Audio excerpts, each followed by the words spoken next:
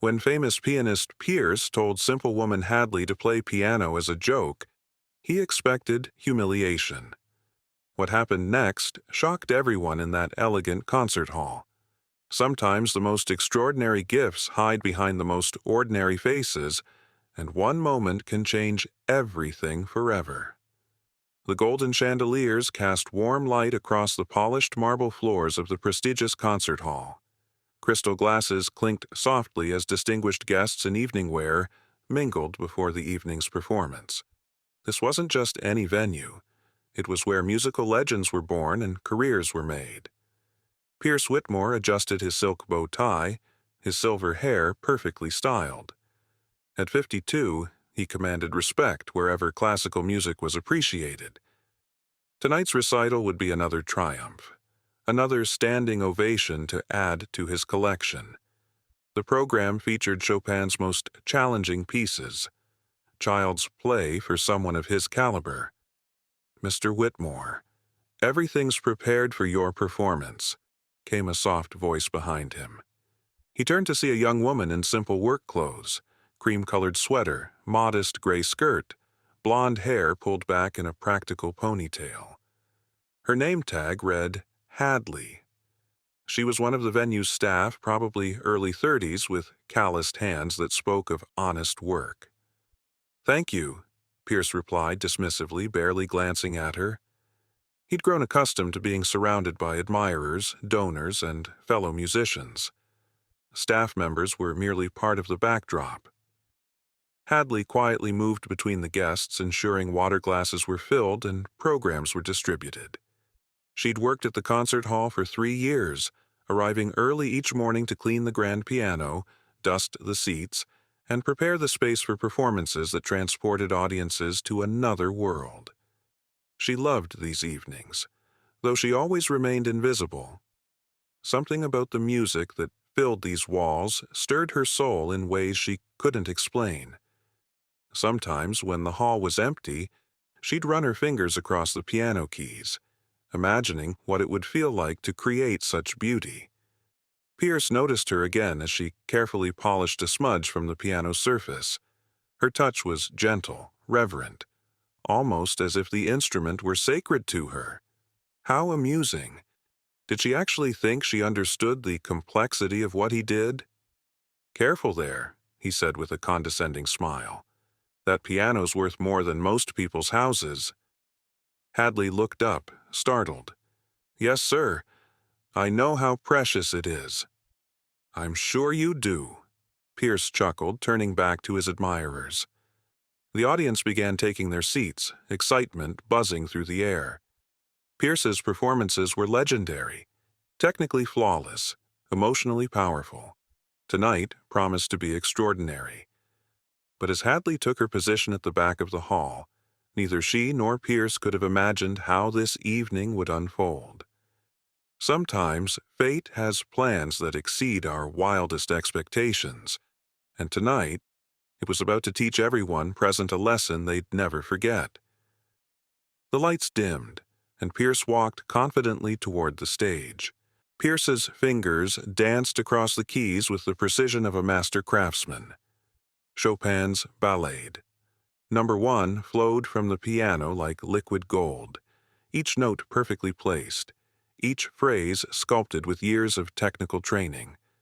The audience sat mesmerized, transported by his undeniable skill. From her position near the back wall, Hadley closed her eyes and let the music wash over her. She knew this piece. Every crescendo, every delicate passage, every thunderous climax. In her mind, she could see the story the music told. Love, loss, triumph, and heartbreak all woven together in Chopin's genius. Her fingers moved unconsciously, following along with Pierce's performance. She'd listened to this ballad hundreds of times, studying every recording she could find in the public library. Music had been her escape, her sanctuary, ever since. "Magnificent, isn't it?" whispered Mrs. Henderson, one of the venue's major donors, to her companion. "Pierce is simply incomparable." There's no one alive who can interpret Chopin like he can." Pierce finished the ballad to thunderous applause. He stood, bowed gracefully, and basked in the adoration. This was his element: the spotlight, the reverence, the knowledge that he possessed something rare and precious that others could only admire from afar. "For my next piece," Pierce announced, his voice carrying easily through the hall, "I'll perform Chopin's Etude Opus 10. 10. Number 4, one of the most technically demanding pieces in the classical repertoire." Hadley's breath caught. She knew this etude intimately: its lightning-fast passages, its emotional intensity, its reputation for breaking even accomplished pianists. She'd dreamed of playing it herself, though she'd never dared attempt it on a real piano. Pierce's performance was flawless, as expected. His hands moved like hummingbird wings, navigating the treacherous passages with ease. The audience was spellbound, hanging on every note. But as he played, Pierce noticed something that irritated him. That cleaning woman, Hadley, was still standing there, and her face showed an expression he found presumptuous. She looked connected to the music, as if she understood it, as if she belonged in this world of sophistication and artistry. How ridiculous! What could someone like her possibly know about the years of training, the sacrifices, the pure talent required to master such pieces? It was almost insulting that she stood there pretending to appreciate something so far beyond her reach. Pierce finished to another standing ovation. As he acknowledged the applause, his eyes found Hadley again. An idea began forming in his mind, a way to remind everyone present of the natural order of things, of who belonged in this rarefied world and who didn't. As the applause died down, Pierce remained at the piano bench, a slight smirk playing across his lips. Instead of announcing his next piece, he gestured toward the back of the hall. "Ladies and gentlemen," he said, his voice carrying that distinctive tone of someone about to deliver entertainment, "I notice we have an attentive audience member back there who seems particularly moved by tonight's performance." All heads turned toward Hadley, who suddenly felt the weight of 100 pairs of eyes. Her cheeks flushed crimson as she realized she'd become the center of attention. "You there," Pierce continued, pointing directly at her. "The young lady in the gray skirt. You seem to be following along quite intently. Tell me, do you play piano?" The question hung in the air like a trap waiting to be sprung. Hadley's heart hammered against her ribs. She could feel the audience's curious stares, could sense the shift in the room's energy from reverent appreciation to voyeuristic amusement. "A little," Hadley managed to say, her voice barely audible. Pierce's smile widened. "A little? How modest. Well, then surely someone with such obvious appreciation for Chopin wouldn't mind demonstrating for our distinguished guests." Nervous laughter rippled through the audience. They sensed what was happening, a master musician about to humble someone who'd overstepped their bounds. It was cruel, but undeniably entertaining. "Oh, I couldn't," Hadley protested, taking a step back. "I'm just staff. I need to—" "Nonsense," Pierce interrupted, standing and gesturing grandly toward the piano. "Music is for everyone, isn't it? Surely you wouldn't want to disappoint our generous patrons who support this venue." The trap was perfectly set. Refusing would seem ungrateful to the donors. Accepting would lead to certain humiliation. Pierce had cornered her completely, and he was savoring every moment. Mrs. Henderson leaned forward in her seat, intrigued. Other audience members whispered among themselves, some looking uncomfortable with Pierce's obvious setup, others eager to see how this drama would unfold. "Come now," Pierce pressed, his tone dripping with false encouragement. "What's the worst that could happen? After all, you've been listening so carefully. Perhaps you've absorbed some technique through osmosis." More laughter from the audience. though some guests shifted uncomfortably. They could sense the cruelty beneath Pierce's polished veneer. Hadley stood frozen, her mind racing. She thought of her small apartment, her modest paycheck, her place in the world's hierarchy. She thought of all the times she'd dreamed of sitting at a piano like this one, of sharing the music that lived in her heart. But mostly, she thought of her father's voice. Hadley, sometimes life gives you a moment to show who you really are. Hadley took a deep breath and stepped forward. The clicking of her simple flats on the marble floor seemed to echo through the suddenly silent hall. With each step, she felt the weight of expectation, judgment, and Pierce's smug anticipation of her failure. "Wonderful!" Pierce exclaimed, clapping his hands together. "Our brave volunteer approaches. Tell me, what would you like to attempt? Perhaps Twinkle, Twinkle, Little Star? Or maybe you know Mary Had a Little Lamb?" The audience chuckled at his condescension. Pierce was in his element now, the master showman delivering entertainment through someone else's humiliation. Hadley reached the piano and stood beside the bench, her hand trembling slightly as she touched the polished wood. The instrument was magnificent, a concert grand that had been played by legends. She could almost feel the history in its keys, the countless stories it had told through music. "Actually," she said quietly, her voice gaining strength, "I was thinking of Chopin's Ballad No. 1 in G minor." The laughter stopped abruptly. Pierce's smile faltered for just a moment before returning, though now it carried a sharper edge.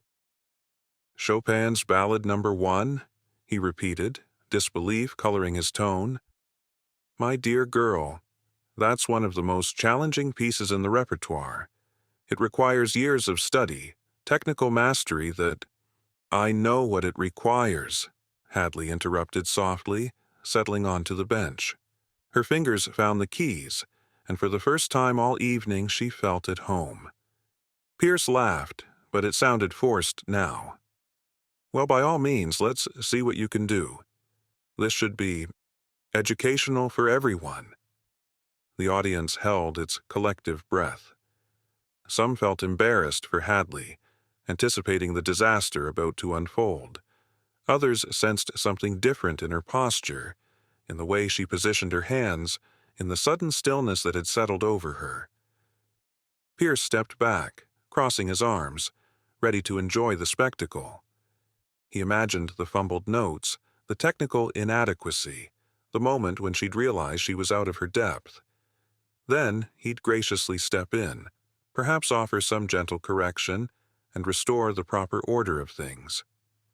"Whenever you're ready," he said with exaggerated courtesy. Hadley closed her eyes for a moment, her fingers resting lightly on the keys. In her mind, she heard her father's voice again, not with words this time, but with music, the same Chopin ballade they'd played together so many years ago, before everything changed. She opened her eyes, looked out at the sea of faces, and began to play. The first notes rang out clear and true, and Pierce's confident smirk began to fade. The opening phrases of Chopin's Ballade No. 1 flowed from Hadley's fingers with a clarity that sent shock waves through the concert hall. These weren't the tentative notes of an amateur. They carried the confidence of deep understanding, the touch of someone who'd lived with this music for years. Pierce's expression shifted from amusement to confusion to something approaching alarm. This wasn't possible. The technical precision, the musical phrasing, the emotional depth, it was as if a completely different person had sat down at his piano. As Hadley moved into the ballad's first major theme, her playing revealed layers of interpretation that even surprised Pierce. She found nuances in Chopin's writing that he'd never considered, brought out inner voices that painted the melody in entirely new colors. The audience sat transfixed.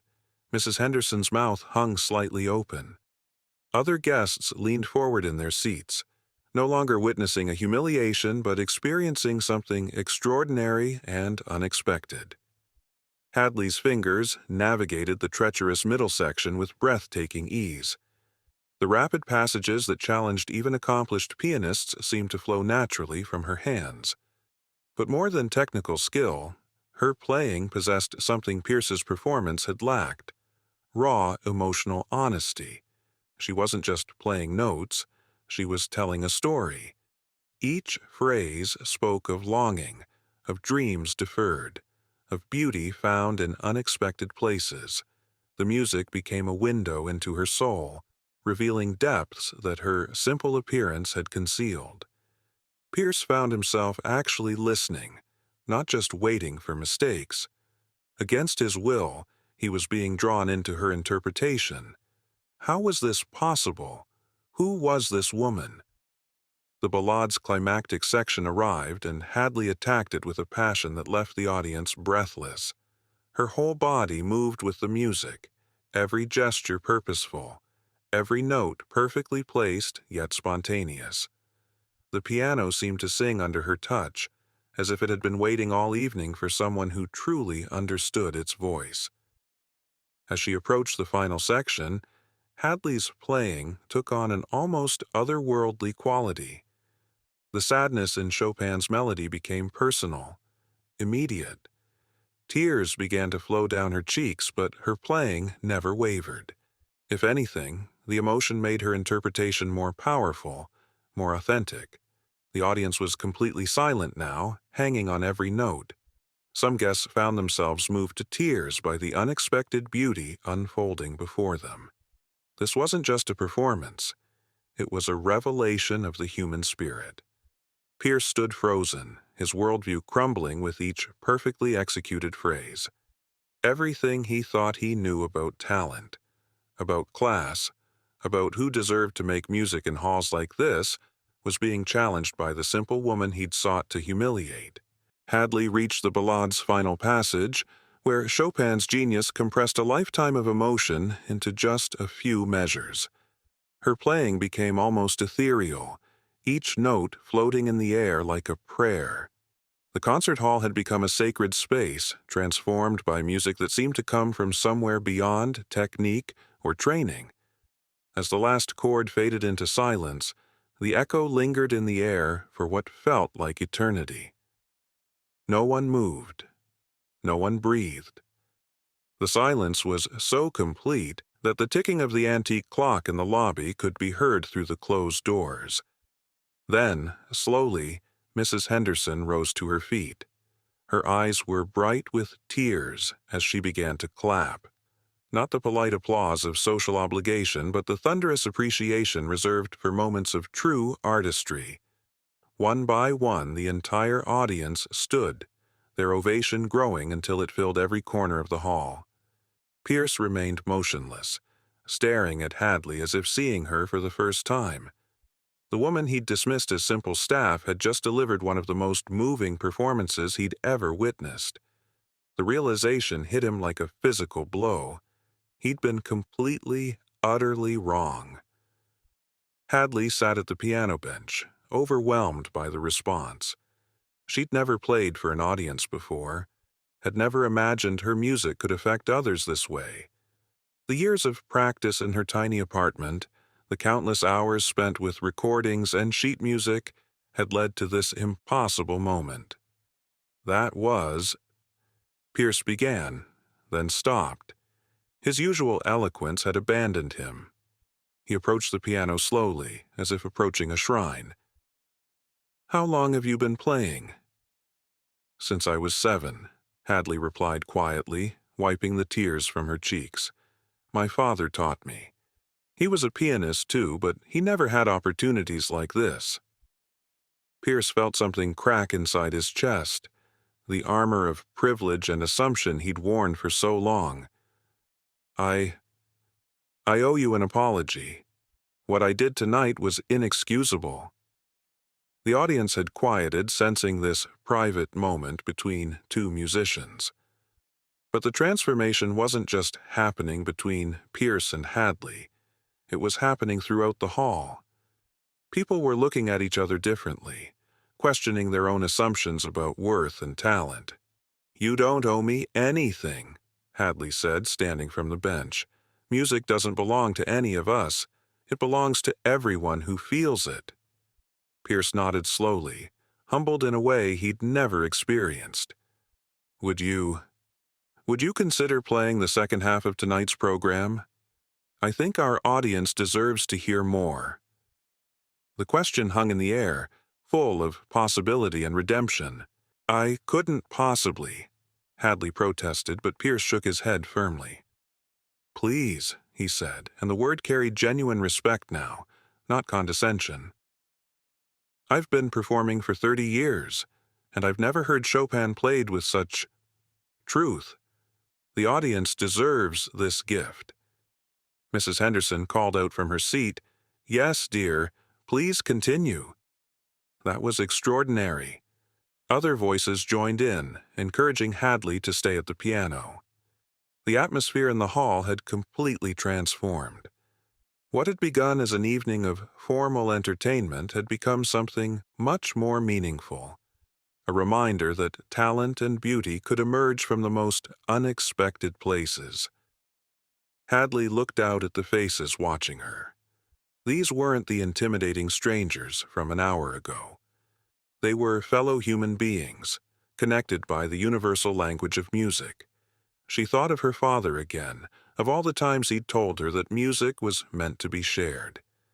"Perhaps one more piece," she said softly. Pierce stepped back, giving her the stage completely. This was her moment now, and he understood that his role was simply to witness it. Hadley chose Chopin's Nocturne in E-flat major, a piece that had comforted her through many difficult nights. As she began to play, the hall once again filled with magic. This performance was different from the ballade, gentler, more intimate, like a lullaby sung by someone who understood sorrow and hope in equal measure. In the audience, people began to reflect on their own lives. Mrs. Henderson thought about the housekeeper she barely acknowledged, wondering what hidden talents and dreams might be living behind that familiar, invisible face. A businessman remembered his own abandoned musical aspirations. A society matron questioned why she'd never looked beyond someone's social status to see their true worth. Pierce listened with growing amazement and something deeper, genuine admiration. Hadley wasn't just technically proficient. She was an artist in the truest sense. She made him remember why he'd fallen in love with music in the first place, before fame and recognition had complicated everything. As the nocturne drew to a close, Pierce made a decision that would change both their lives. When the final note faded and the audience erupted in another standing ovation, he stepped forward and took Hadley's hand. "Ladies and gentlemen," he announced, his voice carrying a humility that hadn't been there before. "Tonight you've witnessed something rare, the emergence of a true artist. Hadley has reminded us all that music isn't about pedigree or prestige. It's about the courage to share what lives in your heart." The ovation continued, but now it was celebration rather than mere appreciation. 6 months later, Hadley walked across the same marble floors of the concert hall, but everything had changed. Tonight, her name was printed on the program in elegant script, Hadley Morrison Piano. The posters outside announced her debut recital supported by a scholarship fund that Pierce had established for undiscovered talent. Mrs. Henderson approached, beaming with pride. "My dear, I can hardly believe this is the same young woman who was cleaning our glasses just 6 months ago." "I'm still the same person," Hadley replied with a smile. "I just have a bigger piano now." Pierce appeared at her side, no longer the arrogant performer of that memorable evening. His encounter with Hadley had humbled him profoundly, leading him to establish a foundation that sought out overlooked musical talent in unexpected places. Tonight, he would serve as her page-turner, a role reversal that symbolized his transformation. "Nervous?" he asked. "Terrified," Hadley admitted. But also grateful. If you hadn't challenged me that night. If I hadn't been a complete fool, you mean, Pierce corrected. I almost let my arrogance destroy something beautiful. I'm still learning to be better. The hall was sold out tonight, word having spread about the cleaning lady who'd stunned an audience with her extraordinary gift. But the crowd wasn't here for spectacle. They came seeking the authentic emotion that had moved them so deeply months ago. As Hadley took her place at the piano, she thought about the journey that had brought her here. Her father's early death had ended her musical education abruptly, forcing her to work whatever job she could find. For years, she'd believed that part of her life was over forever, but dreams, she'd learned, never truly die. They wait patiently for the right moment to resurface, for someone to believe in them again, even if that someone is yourself. The lights dimmed, and Hadley began her recital with the same Chopin ballade that had started everything. But tonight, she played it not as a challenge or a revelation, but as a celebration of second chances and the courage to be seen for who you truly are. In the audience, Pierce listened with tears in his eyes. He'd spent his career being technically perfect, but Hadley had taught him that music's greatest power came from its ability to connect human hearts. She'd given him a gift that night, the chance to remember his own humanity. As the final notes rang out and the audience rose in appreciation, one truth echoed through the hall. Sometimes the most beautiful music comes from the most unexpected places, played by hands that have known both struggle and hope. What did you think of Hadley's incredible journey? Have you ever encountered hidden talent in unexpected places? Share your thoughts in the comments below. I love hearing your stories. If this tale of second chances and unexpected gifts moved you, please subscribe and hit that notification bell. There are so many more inspiring stories waiting to be told. Where are you watching from today? Let me know in the comments. And remember, you never know who around you might be carrying an extraordinary gift. Sometimes all it takes is someone believing in them. Until next time, keep your hearts open to life's beautiful surprises.